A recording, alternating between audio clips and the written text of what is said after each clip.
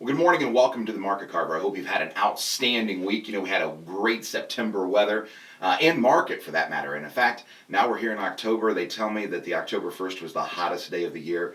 It'll be interesting if we have a nice, mild fall. Obviously, what we're not having right now is a mild government work in Congress going on. You've heard about the shutdown already, I'm sure. The way I explained it on TV 18 News up in Lafayette, Indiana, was it's really more of a slowdown for right now.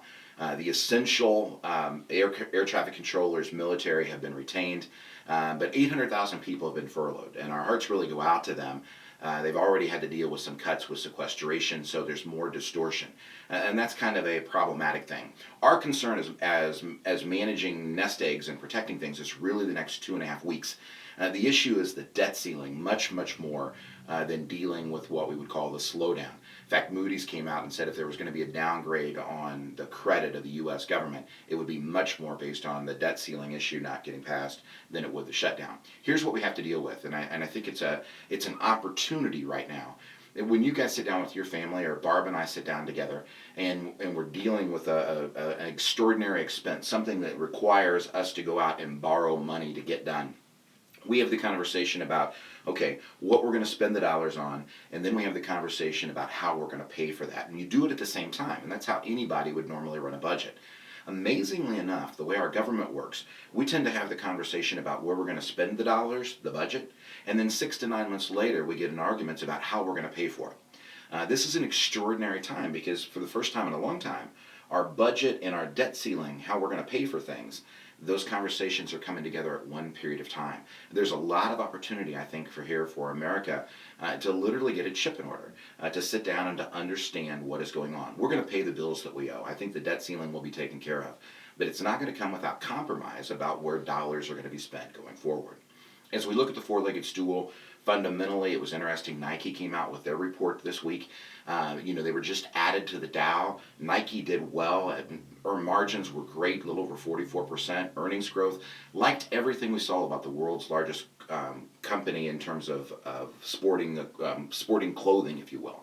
Now, here's the interesting thing. Typically, when the Dow boots a company out, Bank of America, Alcoa, Hewlett-Packard got ousted, Nike, Visa came in. It's usually when a company gets thrown out, and don't forget Goldman Sachs got added. Usually when a company gets added versus the one that's thrown out, the one that gets thrown out tends to do better over a period of time. Kind of an interesting side note.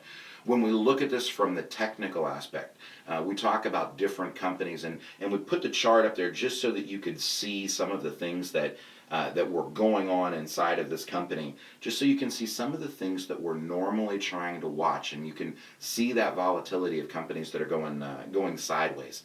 We tend to watch these charts across an entire market, so nothing I necessarily want you to pull out of that company. I just want you to understand those charts do tend to tell stories. You can see that they tend to stay in ranges over time. When you get to the institutional leg, JCPenney has been the big story and for a long time. The one hedge fund manager actually said that he thought JCPenney stock would get as much as $315 a share. It's not done that at all, and you keep having large companies come in, large hedge fund managers come in, smart people with lots of money taking on 5 to 10% shares of the company and just getting crushed. There's a reason why we have a four-legged stool at the Financial Enhancement Group, and that's because just because a company is fundamentally sound does not mean that the stock will continue to go up in price. It's not the way that it works.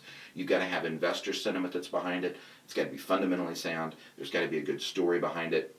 Right now, JCPenney's just doesn't have it. When we look at the macro picture of the narrative, it's been 5 years since TARP was put into place.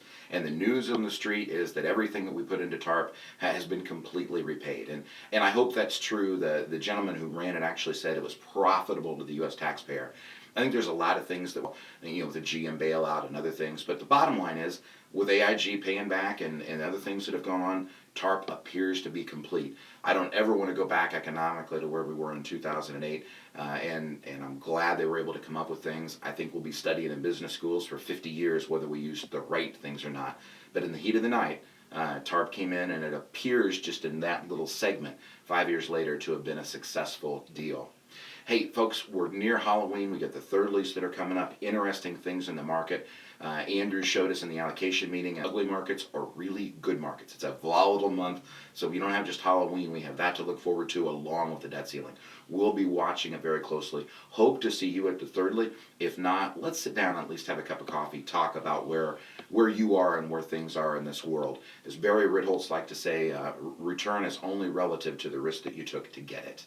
If you're out and about Saturday morning, don't forget the radio show, 9 to 10 on WQME. 10 to 11 Sunday mornings on Shine 99. And of course, you can always find our newspaper column in the Anderson Herald Bulletin on Saturday mornings on the business section. Appreciate the opportunity to be of service. If there's anything we can do, don't hesitate to call. God bless. Have a great week. We'll see you again soon.